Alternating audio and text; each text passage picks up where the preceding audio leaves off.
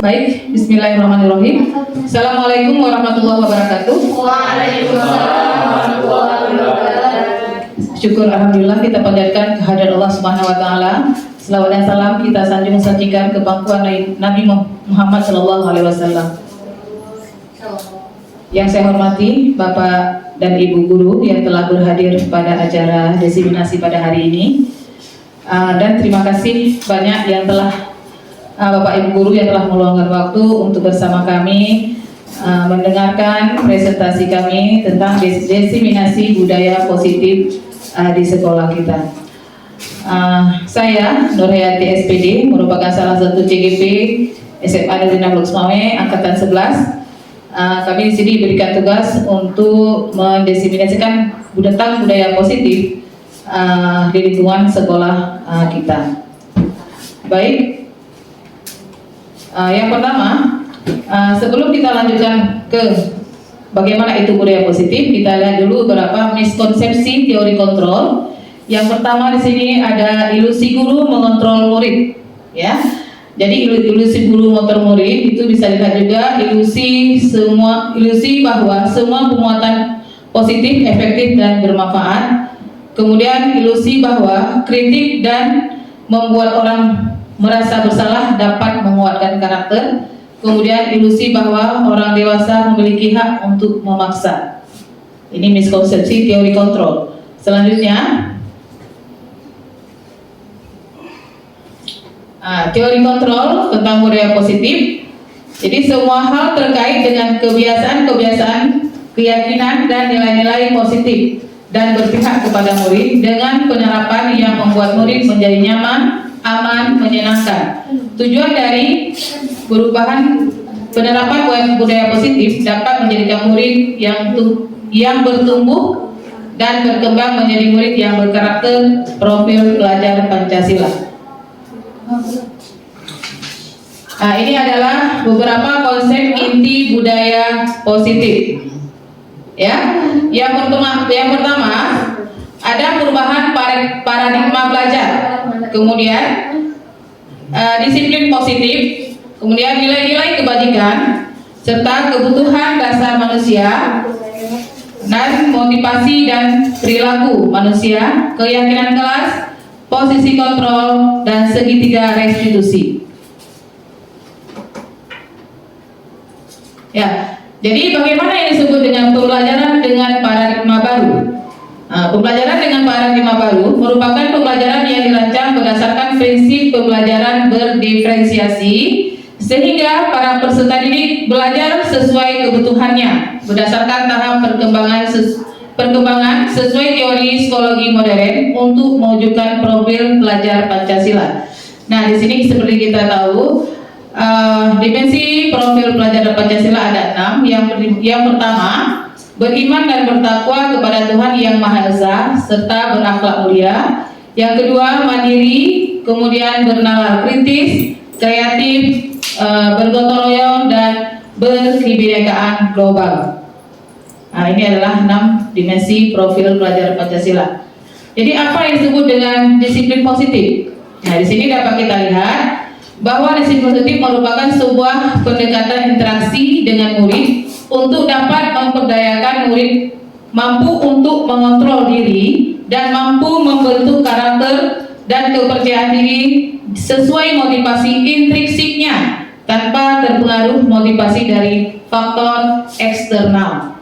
Di sini disiplin mengacu pada disiplin diri yang memiliki tanggung jawab terhadap apa yang dilakukannya berdasarkan nilai-nilai yang diyakini. Jadi apa itu nilai-nilai kebajikan? Nilai kebajikan ini dapat kita lihat prinsip moral dan etika yang membentuk dasar perilaku baik, maksudnya perilaku baik dan karakter yang baik. Dalam konteks pendidikan, nilai-nilai ini sangat penting untuk membentuk siswa menjadi individu yang bertanggung jawab, berintegritas dan peduli terhadap orang lain. Seperti nilai profil pelajar Pancasila dengan memuat beriman dan bertakwa kepada Tuhan Yang Maha Esa dan berakhlak mulia, berkebinekaan global, gotong royong, mandiri, kreatif, dan bernalar kritis. Baik, selanjutnya, jadi yang menjadi kebutuhan dasar manusia itu adalah segala sesuatu yang menjadi kebutuhan dasar dari seorang manusia. Seluruh tindakan yang kita lakukan memiliki tujuan dan alasan tertentu dalam rangka memenuhi dasar agar dapat dalam rangka memenuhi kebutuhan dasar agar dapat terpenuhi. Ini kebutuhan dasar manusia. Oke. Selanjutnya ada 5 kebutuhan dasar manusia. Apa saja? Yang pertama, bertahan hidup. Di sini pada bertahan hidup itu seperti kita lihat kebutuhan yang bersifat fisiologis untuk bertahan hidup, misalnya kesehatan, rumah, makanan, pakaian dan sebagainya. Kemudian ada yang kedua, yaitu kasih sayang dan rasa diterima. Kebutuhan ini berhubungan dengan koneksi sosial, memberi dan menerima kasih sayang dan merasa menjadi bagian dari suatu kelompok. Yaitu seperti kita tahu setiap kita itu membutuhkan kasih sayang dan rasa diterima oleh orang lain. Ya, seperti contohnya saat kita melakukan sesuatu hal yang sangat baik itu ataupun suatu prestasi, kita mengharapkan mungkin apresiasi ataupun istilahnya apresiasi ataupun rasa puas dari orang lain, itu akan menjadi suatu hal yang kita butuhkan. Kemudian ada penguasaan yang terkait dengan harga diri, keinginan untuk dianggap, memimpin, berprestasi, diakui serta didengar. Nah, ini adalah juga merupakan kebutuhan kita sebagai manusia, ya, kebutuhan dasar. Oke, yang kemudian ada 2 lagi, yaitu kebebasan terkait dengan mandiri, memiliki pilihan, mencoba hal baru, mampu mengendalikan arah dirinya. Nah, ini sangat diperlukan bagi setiap kita untuk kita merasa bebas, ya, tidak terikat dengan hal-hal yang tidak kita inginkan. Kemudian kesenangan, setiap kita pasti butuh kesenangan. Yaitu kesenangan ini berhubungan dengan hiburan, kebutuhannya hiburan, bermain, humor, kemudian tertawa, antusiasme, ya. Jadi ini adalah 5 kebutuhan dasar manusia. Oke. Kemudian motivasi perilaku manusia. Nah, ini motivasi perilaku manusia itu ada 2. Ada motivasi eksternal, ya. Apa itu motivasi eksternal? Untuk mendapatkan imbalan penghargaan dari orang lain atau menghindari ketidaknyamanan atau hukuman. Nah, ini motivasi X, ya, sesuai dengan namanya eksternal. Berarti ini motivasi yang didapat dari luar ataupun kita dapatkan dari orang-orang di sekitar. Kemudian ada motivasi internal, yaitu yang menjadi motivasi internal adalah untuk menjadi orang yang mereka inginkan dan menghargai diri sendiri dengan nilai-nilai yang mereka percaya dan yakini. Nah, ini motivasi yang timbul dari diri. Baik.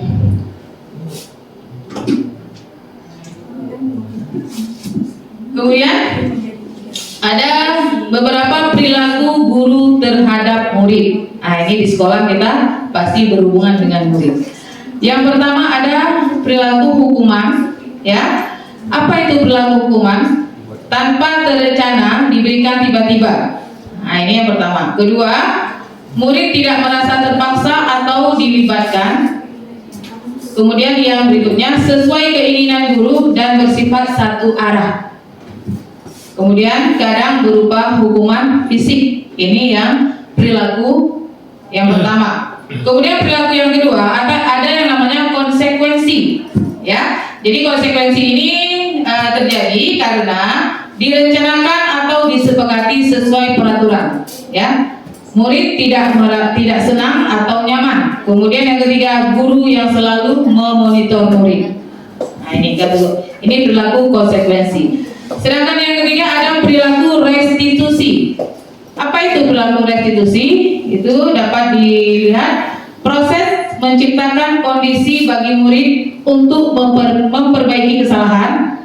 Kemudian sebuah tindakan kolaboratif yang mengajarkan murid untuk mencari solusinya sendiri. Oke. Ya. Selanjutnya kita lanjutkan dengan 5 posisi kontrol. Nah, 5 posisi kontrol yang pertama yaitu sebagai penghukum. Nah, kemudian ada sebagai pemantau, terus ada pembuat rasa bersalah, kemudian ada posisi teman dan posisi manajer. Oke.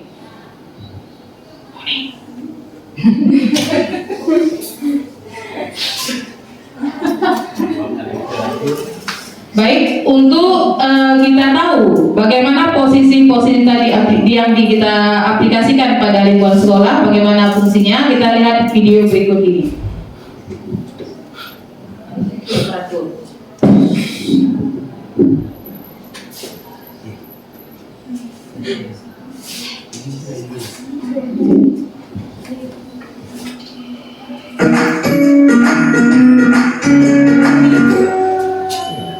Salam bahagia Ibu dan Bapak Guru hebat.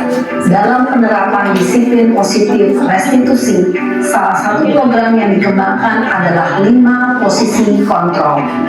5 posisi kontrol dalam restitusi adalah proses tes perjalanan seorang pendidik agar dapat mengenali dirinya. Pada video kali ini, kita akan membahas tentang 5 posisi kontrol yang dikembangkan oleh Diane Gossen dan contoh penerapannya.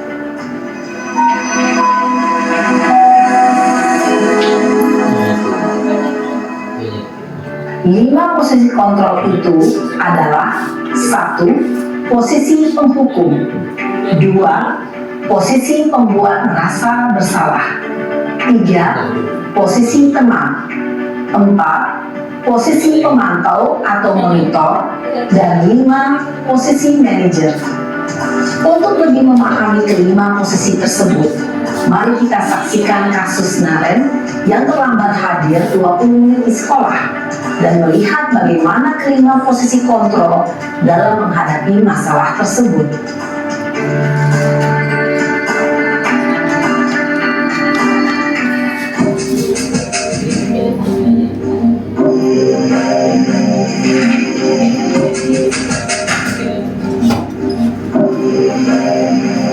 Naren! Sini kamu! Selamat pagi, Bu. Selalu terlambat. Kamu deh, pasti terlambat. Maaf, Bu. Saya Apa? Apa coba? Alasan kamu apa lagi? Kapan sih kamu tidak terlambat? Malas sekali ya kamu jadi anak. saya Dasar pemalas. Gak kapok-kapok sih kamu. Sudah berapa kali terlambat? Sana, kamu keliling lapangan basket 2 kali. kenapa saya harus ke lapangan basket, Bu? Kenapa? Kamu melawan ibu? Berani-beraninya jawab. Sudah terlambat? Lambat? Masih berani jawab nggak? Sekarang keliling lapangan basket 5 kali sekalian. Biar kapok. Cepat. Pergi sana ke lapangan basket. Posisi penghukum biasanya berbicara dengan nada tinggi, menghardik, menunjuk-nunjuk, menyakiti, dan menyindir. Hukuman bisa berupa fisik maupun psikis. Ibu dan Bapak Guru hebat, dampak yang terjadi pada murid ketika guru berada pada posisi penghukum adalah murid cenderung akan memberontak, bahkan menyimpan dendam.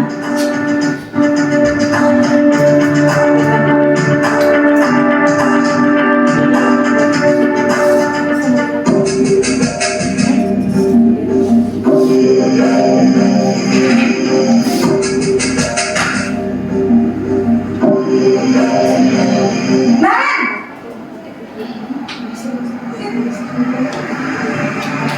Selamat pagi, Bu. Naren, kamu kenapa terlambat lagi, nak? Ya Tuhan, Naren, kamu senang ya bikin ibu susah ya? Kalau kamu terlambat lagi, nanti ibu yang ditegur bapak kepala sekolah, nak. Disangka ibu tidak bisa membina kamu. Duh, gimana ini? Maaf, Bu. Duh, Gusti Naren.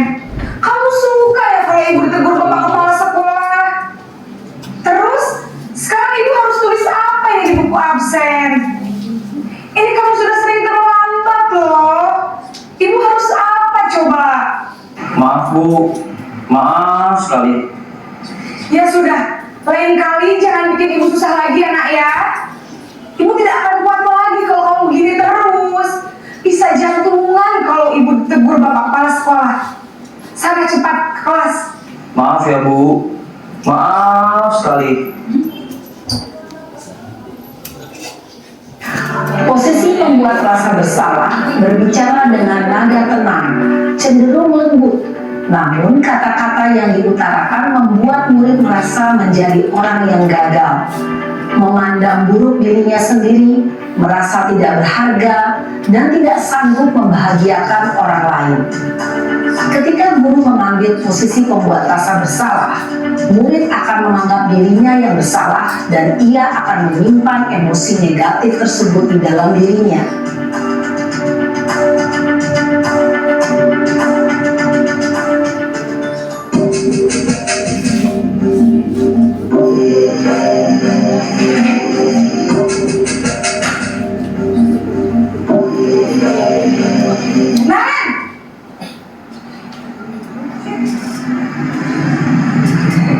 Selamat pagi Bu. Wah, sudah jam berapa ini nak? Terlambat lagi ya sayang. Iya Bu, habis ibu saya lupa bangunkan saya Bu. Kamu malah menyalahkan ibu kamu. Kamu bukannya anak yang larinya paling kencang. Kok terlambat sih? Iya Bu, saya memang terlambat bangun tadi. Jadi biarpun saya lari kencang, tetap gak kekejar Bu. Ya sudah sana, nanti lain kali larinya lebih kencang lagi ya, biar gak terlambat lagi. Bikin seneng ibu, demi ibu, bisa kan? Bisa lah Bu.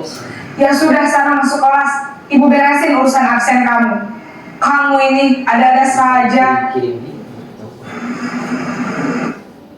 Dalam posisi teman, guru berbicara dengan nada suara ramah, akrab, cenderung bersenda gurau untuk menjaga suasana tetap santai. Murid akan merasa senang, aman, dan akrab dengan guru. Identitas yang tercipta adalah identitas sukses atau berhasil. Namun, perlu diingat, karena ini masih dorongan eksternal, maka ada faktor ketergantungan dari murid kepada orang tertentu. Di sini guru aksennya, sehingga di lain waktu murid bisa berperilaku baik, namun hanya kepada orang-orang tertentu saja.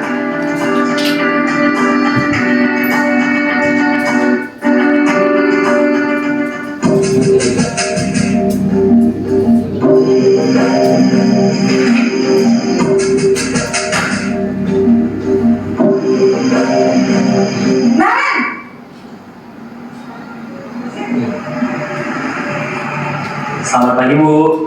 Naren, apa peraturan sekolah kita tentang jam berapa kita harus masuk sekolah nak? Kita harus di sekolah jam 7 Bu. Iya betul, sekarang sudah jam 7.20. Naren sudah tahu konsekuensinya jika terlambat hadir. Paham Bu.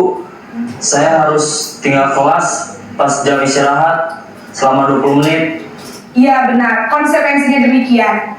Jadi nanti jam 9.30 pas istirahat, kamu harus tinggal di kelas, kerjakan tugas tambahan untuk ketertinggalan kamu, ya? Baik Bu. Posisi pemantau mengandalkan penghitungan atau data untuk mengontrol murid. Guru mengarahkan murid berdasarkan peraturan dan konsekuensi.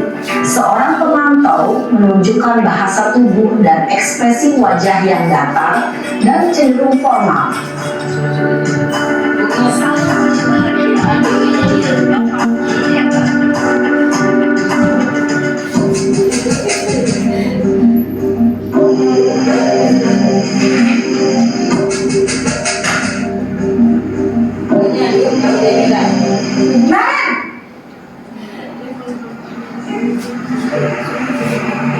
Selamat pagi Bu. Selamat pagi Naren. Maaf Bu, saya terlambat. Iya, sekolah masuknya jam 7, sekarang sudah jam 7.20. Jadi sekarang bagaimana ini Naren? Maaf Bu, saya lupa setel alarm saya semalam. Baiklah, menurut kamu, keyakinan sekolah yang mana yang perlu kamu tingkatkan? Menghargai diri sendiri dan orang lain mungkin ya Bu. Setuju. Jadi, apakah Naren meyakini prinsip saling menghormati tersebut? Iya Bu, saya meyakininya. Apakah Naren bersedia memperbaiki masalah keterlambatan ini? Bersedia Bu. Bagaimana kamu akan memperbaiki masalah keterlambatan ini? Saya akan coba untuk tidak lupa menyetel alarm saya Bu. Baik, kalau Naren lupa menyetel alarm di rumah, ada orang yang kira-kira bisa bantu mengingatkan tidak? Ada Bu, kakak saya, Kak Emma. Ada lagi selain Kak Emma? Selain Kak Emma, ada ibu saya. Baik, jadi yang mengingatkan Naren adalah Kak Emma dan ibu kamu ya. Akan setel alarm untuk bangun besok pagi dan akan diingatkan oleh kakak dan ibunda Naren ya. Ada lagi yang mungkin perlu dilakukan Naren agar tidak terlambat bangun lagi. Tidak ada Bu. Baik Naren, terima kasih untuk kerjasama kamu. Sekarang kamu perlu kembali ke kelas untuk belajar. Baik Bu, terima kasih. Posisi manajer adalah posisi kontrol yang disarankan untuk membimbing murid memiliki sikap disiplin yang positif, yaitu murid yang mandiri, bertanggung jawab, dan dapat memecahkan masalah. Tujuan dari posisi ini adalah agar murid dapat berefleksi atas tindakannya. Guru akan dengan tulus memberikan pertanyaan-pertanyaan bermakna, sehingga membuat murid dapat belajar dari kesalahannya dan mencari sebuah solusi untuk menyelesaikannya. Ibu dan Bapak guru hebat, setelah mengamati adegan kelima posisi. Oke, baik. Setelah Bapak Ibu menyaksikan video tadi, kira-kira Bapak Ibu berada di posisi mana ya? Posisi kontrol mana yang sering Bapak Ibu lakukan di sekolah? Teman Bu. Teman ya, Bu Fitri mungkin sering melakukan posisi teman. Bu Bukti pemantau. Siapa lagi? Penghukum Bu. Penghukum. Bu Filia penghukum. Ya, walaupun kecil-kecil tapi rawit nih, penghukum ya. Baik. Pak Faisal? Penghukum. Baik, itu adalah posisi kontrol yang mungkin pernah, walaupun tidak sesering mungkin pernah kita lakukan. Namun, dari video yang ditampilkan tadi, kira-kira posisi mana yang paling tepat untuk diterapkan di sekolah? Manajer Bu. Posisi kontrol manajer.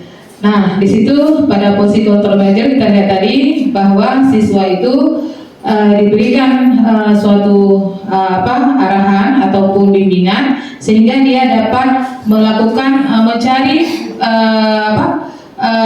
titik temu dari permasalahan dia sendiri. Berarti dia sudah bisa memanage dirinya sendiri dan bisa bertanggung jawab atas kesalahannya, membuat siswa itu menjadi lebih mandiri. Oke, baik. Jadi sini ada kasus lain ya. Kasus siswa tidak memakai sepatu ke sekolah. Nah, ini untuk ciri-ciri untuk penghukum itu mungkin diberikan konsekuensi lari keliling lapangan sebanyak 2 kali, ya. Kemudian untuk posisi pemantau, kamu melanggar peraturan sekolah, kamu tahu konsekuensinya.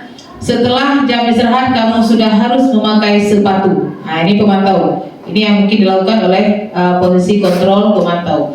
Kemudian pada pembuat rasa bersalah, berapa kali Bapak harus memberitahu kamu selalu saja mengecewakan Bapak. Nah, ini kita membuat anak merasa bersalah, merasa sangat berdosa atas dirinya. Oke.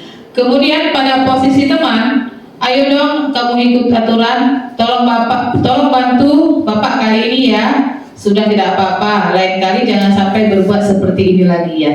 Jadi ini posisi teman, ini mungkin yang dilakukan oleh kita sebelumnya pada posisi yang posisi kontrol teman maksudnya. Kemudian pada posisi manajer ini diberikan contoh, ya kamu memakai sandal. Kira-kira bagaimana kamu akan memperbaiki masalah ini? Nah, jadi pertanyaan-pertanyaan yang diberikan kepada siswa kita atau murid yaitu dalam setiap posisi kontrol, ini contohnya. Dan mungkin tadi sudah disampaikan oleh Bapak dan Ibu bahwa posisi manajer itu yang paling baik kita terapkan di sekolah. Kemudian ada kalimat pernyataan di bawah ini sebagai posisi kontrol. Yaitu, saya kecewa sekali dengan kamu selalu saja seperti ini. Nah, ini mungkin pada posisi penghukum. Kemudian Bapak melihat kamu tidak mampu menjawab satu pun pertanyaan. Apakah kamu sudah mengerti konsekuensi atas hal itu? Kemudian yang ketiga, sekarang copot sepatumu dan silakan belajar tanpa sepatu seharian. Nah, ini ya. Ini pernah nggak dilakukan? Ada juga sebagian ya. Kemudian ayolah lakukan demi Bapak ya. Nah, ini pada posisi teman tadi. Kemudian yang mungkin paling baik kita lakukan, apakah besok akan ada masalah untuk kamu agar bisa memakai sepatu ke sekolah? Nah, ini pada posisi yang diharapkan, yaitu manajer. Oke, berikutnya kita masuki kepada poin keyakinan kelas. Ya, setiap kita pasti diharuskan untuk membuat keyakinan kelas pada awal pembelajaran ataupun pada pertemuan pertama pembelajaran. Nah, untuk yang selama ini kita yakini ya, bahwa kita selalu ya membuat peraturan kelas. Ya, peraturan ini yaitu berupa tatanan ataupun ketentuan yang mengatur perilaku dan interaksi di dalam kelas. Nah, ini adalah peraturan kelas. Nah, kalau untuk keyakinan kelas, keyakinan bersama yang dianut oleh seluruh kelas yang merupakan hal yang positif berupa nilai-nilai kebajikan yang universal, bersifat lebih abstrak dan universal, tidak terlalu spesifik dan lebih berfokus pada nilai kebajikan dengan pernyataan yang positif. Nah, contoh dari pernyataan keyakinan kelas yaitu misalkan menjaga kebersihan kelas dan lingkungan sekolah, ini yang diharapkan. Kemudian yang kedua, menjadi murid yang disiplin dan bertanggung jawab. Kemudian menghargai dan tepat waktu dalam segala aktivitas sekolah. Ini adalah contoh pernyataan yang sesuai untuk keyakinan kelas. Jadi keyakinan kelas itu tidak berisi kata-kata perintah, jadi kata-kata yang bernilai kebajikan seperti yang contoh tadi. Baik, berikutnya. Nah, untuk berikutnya ada yang disebut dengan segitiga restitusi. Apa itu segitiga restitusi? Sebuah konsep dalam pengelolaan perilaku dalam proses pengajaran dan dipergunakan dalam penyelesaian dari sebuah perilaku melanggar atau dasar motivasi. Tujuan dan alasan seorang murid melakukan perbuatan yang melanggar. Dan segitiga restitusi ini adalah sebuah proses membangun kesadaran diri dengan motivasi intrinsik dari sebuah perilaku untuk dapat memandirikan murid dalam menyelesaikan masalah dan bertanggung jawab.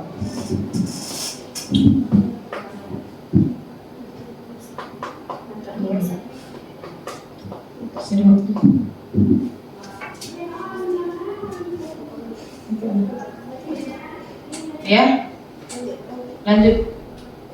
Ya, segitiga restitusi ini kita lihat dengan lambang segitiga sama sisi, ya. Berarti di sini ada 3 posisi atau ada 3 sisi yang mengandung nilai-nilai tersendiri di setiap sisinya. Itu seperti yang pertama, yaitu menstabilkan identitas. Itu yang pertama. Kemudian yang kedua, di sisi yang berikutnya ada validasi tindakan yang salah. Kemudian sisi sebelahnya itu menanyakan keyakinan. Nah, ini adalah hal-hal atau langkah-langkah yang dilakukan pada saat kita melakukan segitiga restitusi. Ya, jadi segitiga restitusi ini adalah suatu proses dialog yang dijalankan oleh guru agar dapat menghasilkan murid yang mandiri dan bertanggung jawab dengan 3 tahapan tadi. Baik, berikutnya. Ya, inilah tahapan-tahapan segitiga restitusi, yaitu menstabilkan identitas. Nah, tujuan dari menstabilkan identitas di sini untuk mengubah identitas anak dari orang yang gagal karena melakukan kesalahan menjadi orang yang sukses. Kemudian validasi tindakan yang salah, yaitu murid diajak untuk menyadari kesalahan yang dilakukannya, kemudian menanyakan keyakinan. Ya, yang ketiga, murid berpikir cara memperbaikinya, refleksif tentang tindakan untuk mengatasi permasalahannya. Oke, berikutnya. Nah, tahapan yang disebut menstabilkan identitas yaitu tahapan segitiga restitusi, yaitu berdasarkan prinsip teori kontrol. Membuat kesalahan adalah bagian dari proses pembelajaran. Jadi bagaimana pada tahapan di sini itu bisa juga dilakukan dengan cara membuat pernyataan sebagai berikut. Berbuat salah itu wajar, ya. Tidak ada manusia yang sempurna. Ibu atau bapak juga pernah membuat kesalahan. Kemudian ibu atau bapak tidak mau mencari siapa yang salah, tapi ibu atau bapak ingin mencari solusi dari permasalahan. Atau bisa juga digunakan kamu berhak merasa begitu. Oke. Berikutnya masih dengan tahapan ini segitiga restitusi, yaitu pada tahapan validasi tindakan yang salah. Nah, pada tahapan ini setiap pelaku berupaya memenuhi suatu kebutuhan dasar manusia, yaitu dapat dilakukan dengan cara memberikan pernyataan, kamu pasti punya alasan mengapa melakukan hal itu. Kemudian yang berikutnya, padahal kamu bisa melakukan yang lebih buruk dari yang ini. Kamu patut bangga karena telah melindungi sesuatu yang penting buatmu. Atau bisa juga kamu melakukannya karena mempertahankan sesuatu yang penting bagi kamu. Berikutnya, yaitu tahapan yang berikutnya, yaitu menanyakan keyakinan. Ya, nah ini tahap terakhir pada tahapan segitiga restitusi. Di sini bahwa murid pada dasarnya termotivasi, bahwa murid pada dasarnya kita termotivasi secara intrinsik, ya. Nah, jadi apa yang dilakukan di sini bisa dibuat pernyataan apa nilai keyakinan kelas kita, atau nilai-nilai apa yang telah disepakati bersama, atau seperti apa gambaran sebuah kelas yang ideal menurut kamu. Kemudian yang terakhir, kamu ingin menjadi orang seperti apa. Nah, ini adalah tahapan pada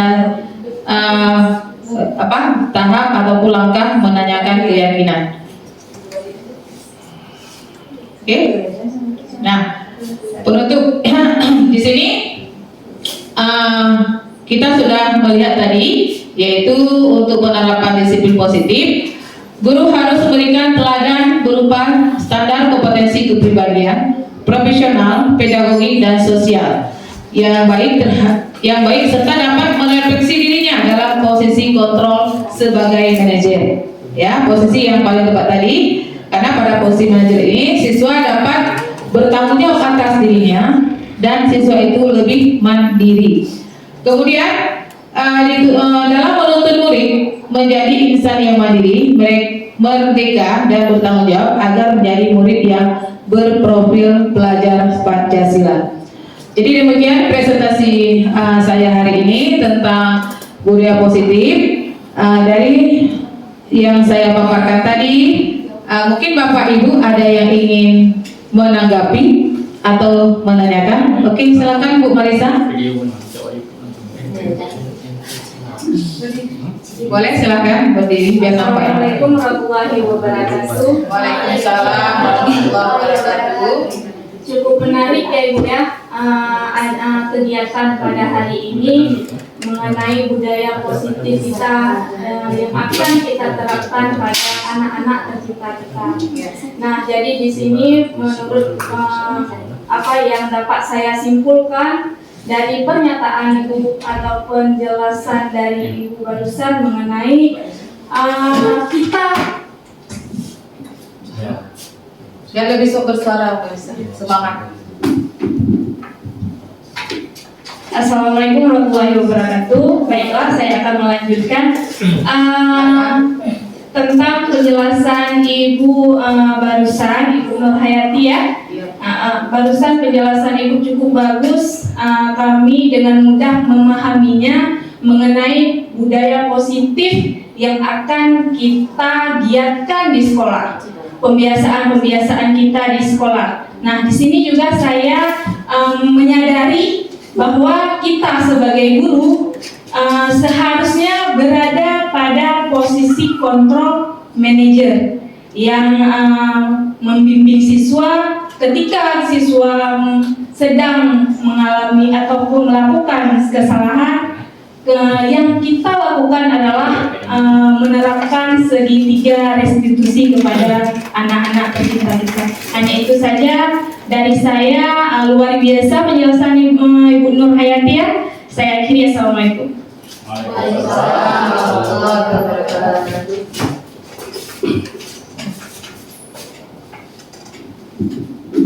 Ya, sangat baik sekali tanggapan Ibu Marisa. Terima kasih.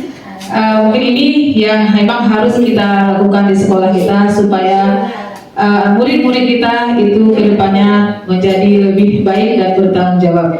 Terima kasih atas apresiasinya Bu Marisa. Selanjutnya ada mungkin dari Bapak Ibu Guru. Ya, silakan Ibu Filia. Kak belum Biar nampak suara Bu Filia mertunya. Penyimpanan aku yang tadi.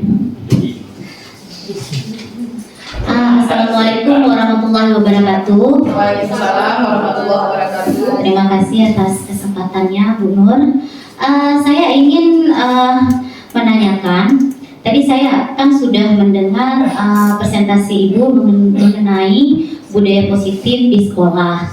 Nah, yang saya lihat di sini kan setiap sekolah, termasuk sekolah kita kan punya peraturan sekolah nih, ya kan? Nah, peraturan dan keyakinan kelas itu kan sama-sama terkait kalau menurut saya lihat tadi. Nah, dengan adanya keyakinan yang kita buat di setiap kelas, apakah nantinya lebih mudah untuk siswa kita atau peserta didik kita untuk menerapkan budaya positif di sekolah. Nah, jadi pertanyaan di sini,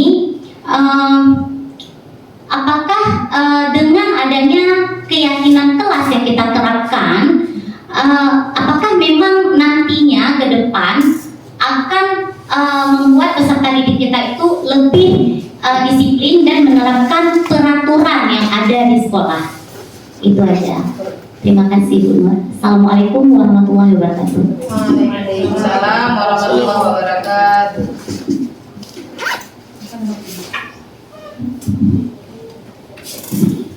Oke, baik, sangat luar biasa Ibu Filia pertanyaannya ya terkait tentang dengan sekolah kita dan juga keyakinan yang ada di kelas-kelas. Nah, kita tahu selama ini kita di sekolah kita hanya mengetahui bahwa ada peraturan sekolah, ya. Nah, bukan peraturan sekolah itu tidak bagus, ya. Peraturan sekolah itu pasti ada konsekuensinya, ataupun ada pelanggaran pasti ada yang diberikan konsekuensi ya. Kalau kita buat hukuman itu lebih nggak mungkin. Jadi konsekuensinya. Nah, untuk suatu sekolah apabila memiliki keyakinan sekolah itu lebih sangat bagus. Nah, keyakinan itu kan suatu hal yang disepakati, bukan hanya dibuat oleh satu atau dua orang. Yang suatu keyakinan itu menurut kesepakatan. Itu untuk keyakinan sekolah. Untuk sekarang lebih bagusnya kita gunakan namanya keyakinan sekolah dan bisa dibuat dengan cara secara bersama, itu pada awal tahun pembelajaran itu dengan mengundang stakeholder yang terkait dengan sekolah ataupun dengan tempat kita dengan sekolah lah maksudnya. Nah, untuk keyakinan kelas ya. Nah, keyakinan kelas ini setiap kita guru harus membuat keyakinan kelas supaya dalam saat pembelajaran atau pada saat pembelajaran kita mempunyai sesuatu kesepakatan dengan siswa ya dalam menjalankan pembelajaran setiap harinya. Bagaimana fungsinya untuk apa? Membuat siswa itu lebih mandiri atau bertanggung jawab atas apa yang telah telah disepakati. Jadi kalau kita tidak membuat suatu keyakinan kelas, bisa saja siswa kita tidak ada sesuatu hal yang diingat. Oh, saya boleh terlambat lah, saya boleh tidak memakai sepatu, ataupun saya boleh begini ya. Misalkan makan di sekolah di kelas suka hati. Nah, itu adalah suatu hal yang sangat mengganggu pembelajaran kita di kelas. Oleh karena itu dengan keyakinan kelas itu membuat suasana belajar bisa lebih nyaman, aman, tertib, ya. Nah, nilai-nilai apa yang harus ditanamkan di sini? Itu nilai-nilai kebajikan tadi. Jadi keyakinan kelas itu dibuat secara bersama di awal pembelajaran, yang efeknya untuk kelancaran pembelajaran setiap harinya. Jadi siswa lebih disiplin, lebih bertanggung jawab, lebih mandiri, ya, lebih lebih percaya diri. Artinya gini, kalau dia membuat suatu kesalahan, misalkan melanggar keyakinan tadi seperti terlambat, dan dia akan merasa tidak nyaman dengan yang lainnya, karena ini adalah suatu kesepakatan di kelas. Mungkin itu yang bisa saya sampaikan. Bu Filia, bagaimana? Is okay? Oke. Jadi Bu Nur, yang lebih baik itu adalah keyakinan kelas, keyakinan sekolah, Bu Nur, ya? Iya, yang kalau menurut saya yang lebih baiknya keyakinan sekolah, di dalamnya ada keyakinan kelas. Nanti sehingga keyakinan tersebut ini itu akan muncul sendiri motivasi intrinsik dari peserta didik tersebut, ya. Betul. Jadi yang diharapkan di sini adalah motivasi intrinsik atau internal, karena dengan motivasi dari diri siswa itu sendiri akan membuat siswa itu lebih aman, nyaman, ya, tanpa kita harus memberikan suatu punishment ataupun suatu hadiah untuk mereka bisa memunculkan keinginan mereka. Misalkan kalau kita membuat sesuatu misalkan di kelas, ini siapa bisa jawab, ibu ada rewardnya gitu, dapat pulpen gitu kan. Nah, sesuatu itu sebenarnya nggak bagus, walaupun memang memunculkan keinginan dia untuk jawab yang benar agar dia dapat hadiah tersebut. Demikian juga untuk siswa yang sering telat ataupun yang berbuat hal-hal yang tidak benar, untuk kita arahkan, kita berikan dia hadiah, itu tidak sangat bagus. Lebih baik muncul dari diri dia sendiri. Oh, itu saya harus berusaha mendapatkan misalnya harus bisa jawab pertanyaan ini agar saya dapat ini, misal bukan dapat hadiah, ya, bisa mendapat ilmu yang lebih baik lagi, misalkan seperti itu. Mungkin itu saja Bu Filia, sudah cukup. Ya, terima kasih Bu Filia dan Bapak Ibu lainnya yang telah meluangkan waktu atensinya pada acara diseminasi hari ini. Saya untuk hari ini, untuk acara ini saya cukupkan sampai di sini.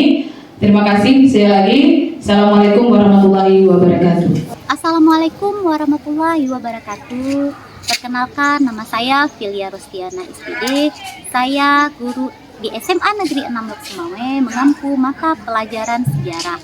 Kami telah mendengarkan diseminasi budaya positif di sekolah yang dipaparkan oleh calon guru penggerak angkatan 11, yaitu Ibu Nur Hayati SPD. Nah, setelah kami mendengarkan budaya positif yang ada di sekolah, kami memang sudah melakukan hal tersebut, tetapi belum maksimal. Nah, kami akan mencoba berusaha menerapkan seperti keyakinan kelas, karena keyakinan di setiap kelas itu memang perlu kita buat sehingga nantinya siswa dapat bertanggung jawab atas kesepakatan yang telah dibuat. Begitu juga dengan segitiga restitusi, di mana segitiga restitusi ini juga akan memunculkan motivasi intrinsik dari siswa, sehingga siswa tersebut nantinya menemukan solusi sendiri dari atas kesalahan yang telah diperbuatnya. Nah, kemudian secara otomatis juga nanti mereka akan termotivasi untuk menerapkan budaya-budaya positif lainnya, karena sudah terbiasa yang diawali dengan keyakinan kelas tadi dan juga segitiga restitusi yang telah dikerjakan atau yang telah dilakukan oleh setiap guru di sekolahnya masing-masing. Jadi, dan ini menurut saya sangat bermanfaat, sehingga mudah-mudahan kita bisa menerapkan budaya positif dengan maksimal, sehingga siswa dapat terwujudnya karakter yang sesuai dengan profil Pancasila yang diharapkan oleh kurikulum Merdeka. Terima kasih Bu Nur Hayati. Assalamualaikum warahmatullahi wabarakatuh. Baik, anak-anak ibu semua, pada hari ini bukan hari pertama kita belajar di semester ganjil ya. Jadi ini merupakan hari pertama kalian mengenal yang namanya pelajaran kimia. Namun sebelum kita lanjutkan untuk mempelajari bagaimana apa itu pelajaran kimia yang mungkin belum pernah didapatkan di SMP. SMP hanya belajar IPA. Jadi sesuai dengan aturan ataupun sesuai dengan kurikulum yang disampaikan sekarang, simpan dulu deh. Yang sekarang kita jalani yaitu kurikulum merdeka. Di mana di sini kita pada saat tujuan pertama kita harus membuat dulu keyakinan kelas kita, ya. Keyakinan kelas itu adalah kesempatan kita di dalam kelas untuk selama pelajaran berlangsung ya dari awal dan sampai dan terakhir itu ada hal-hal yang harus kita yakini bersama, kemudian kita laksanakan secara bersama. Jadi keyakinan kelas ini kita buat yaitu dengan kesepakatan kita bersama dari kita semua di kelas ini. Jadi kalau di pelajaran kimia maunya kita bagaimana gitu ya. Jadi biar pembelajaran kita lebih aman, ya nyaman dan asik. Nah, jadi tidak ada dusta di antara kita, ya. Jadi sekarang kalian membuat, ibu akan bagikan post-it ya. Di sini kalian menuliskan ya tentang keyakinan kelas 11 mapel kimia. Oke. Jadi sekarang ibu bagikan post-itnya. Bisa dibantu sebentar siapa? Rahmat? Bisa dibantu? Mungkin satu orang satu cukup? Warna merah aja ya. Satu sana warna ini.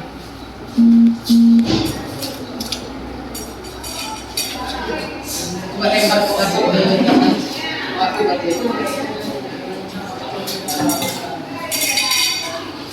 Tulisan maksudnya keyakinan apa ya? Misalkan kalau saya tidak kita meyakini kita nggak boleh datang terlambat, berarti kita harus apa? Disiplin. Keyakinannya disiplin.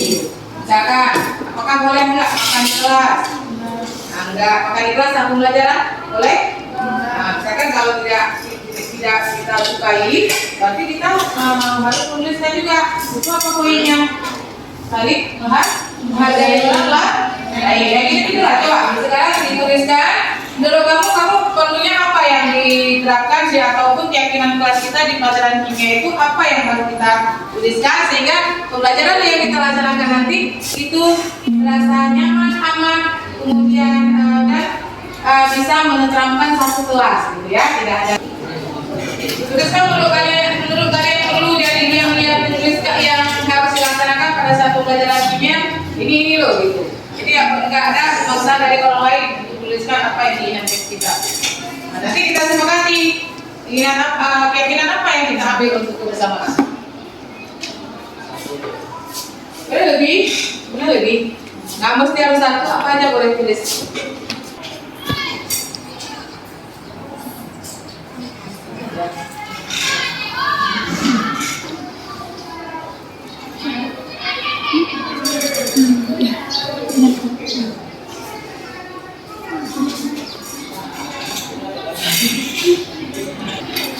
Sesuaikan warna ya.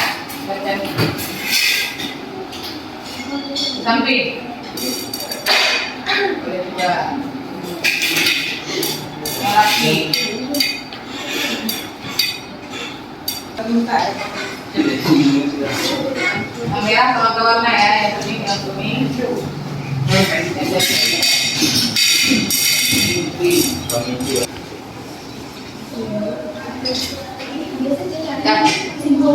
Oke, sudah semua ya? Sudah, terima kasih. Jadi sekarang ibu maunya ada yang bantu ibu dua orang.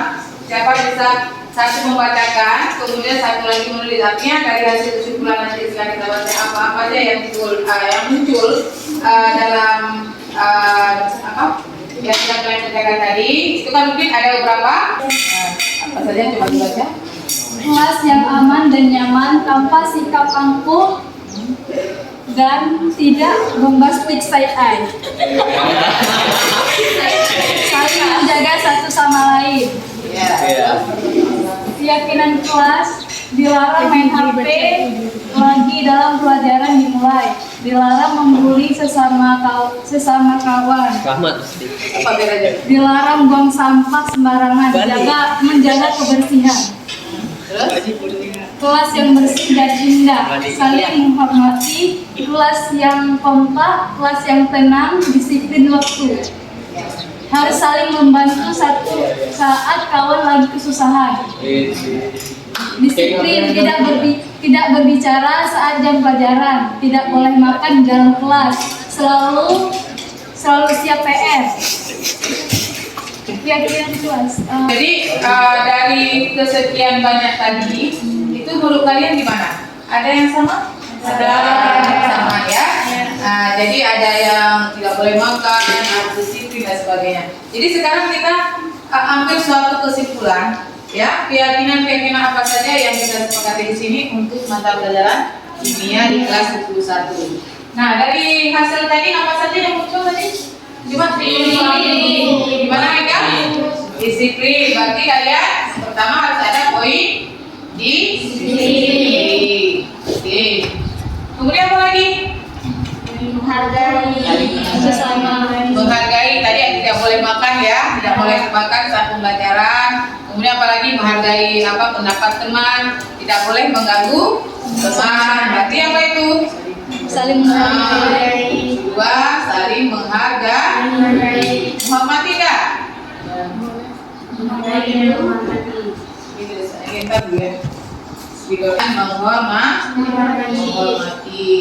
Terus apa lagi? Yang tadi? Disiplin waktu. Nah, disiplin waktu udah disiplin ya kan? Apalagi menjaga kebersihan. Terus apa lagi?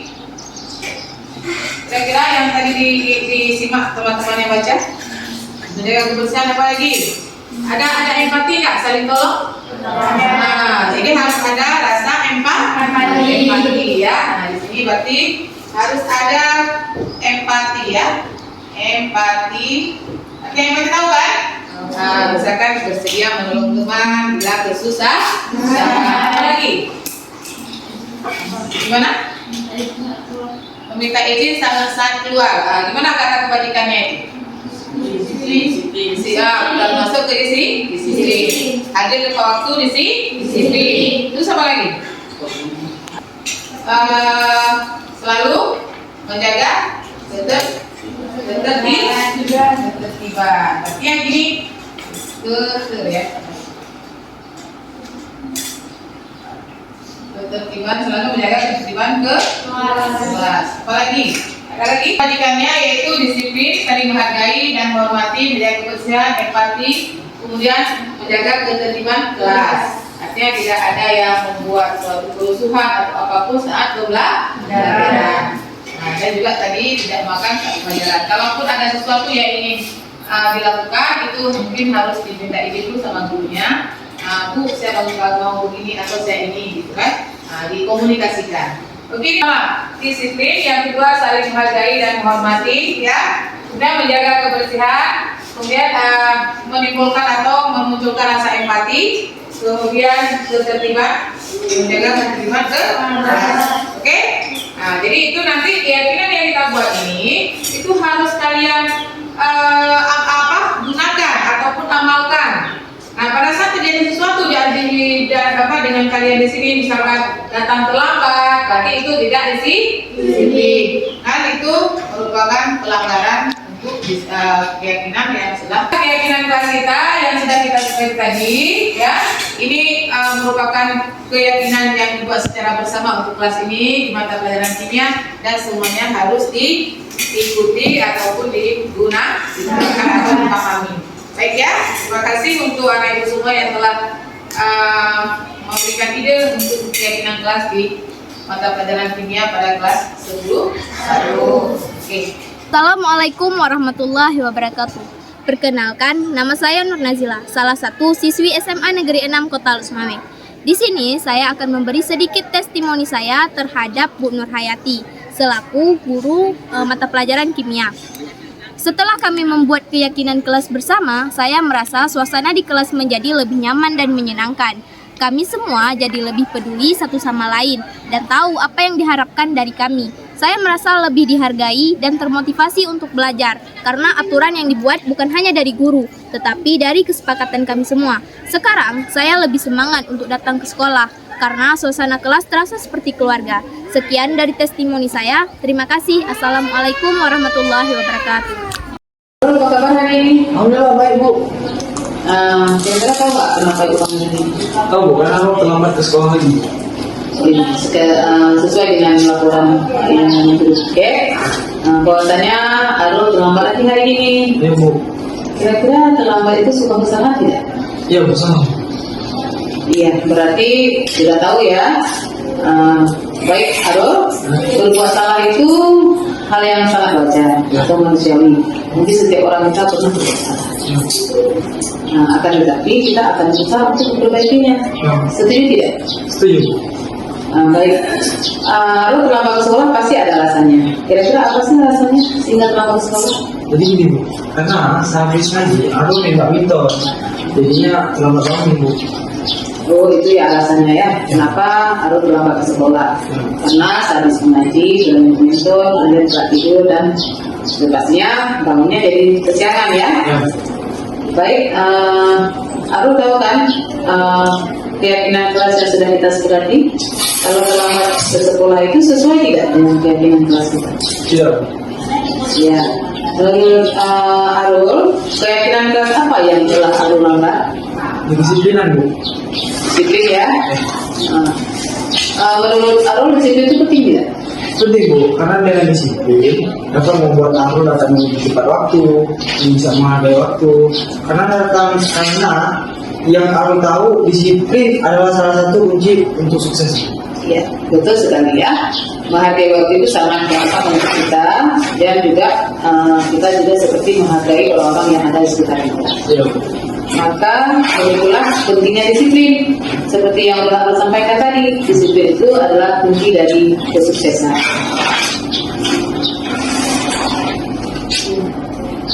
Ya Bu, Arul menyesal sudah datang terlambat ke sekolah dan Arul mohon maaf ya Bu karena datang terlambat ke sekolah lagi. Baik, baik Arul, sikap Arul sangat baik, yaitu sudah melakukan dengan cara meminta maaf. Menurut Arul, kira-kira apa yang akan Arul lakukan sehingga Arul tidak terlambat lagi ke sekolah? Insya Allah Arul akan berusaha untuk lebih cepat waktu, sehingga bisa bangun lebih awal. Gitu. Benar sekali ya. Dengan jadi sekarang Arul sudah menemukan solusinya. Ibu akan bekerja sama dengan orang tua Arul untuk memantau Arul dan memastikan Arul tidak terlambat lagi ke sekolah. Oke, baik Arul. Jadi itu aja untuk hari ini yang disampaikan. Jadi sekarang Arul bisa kembali ke kelas ya.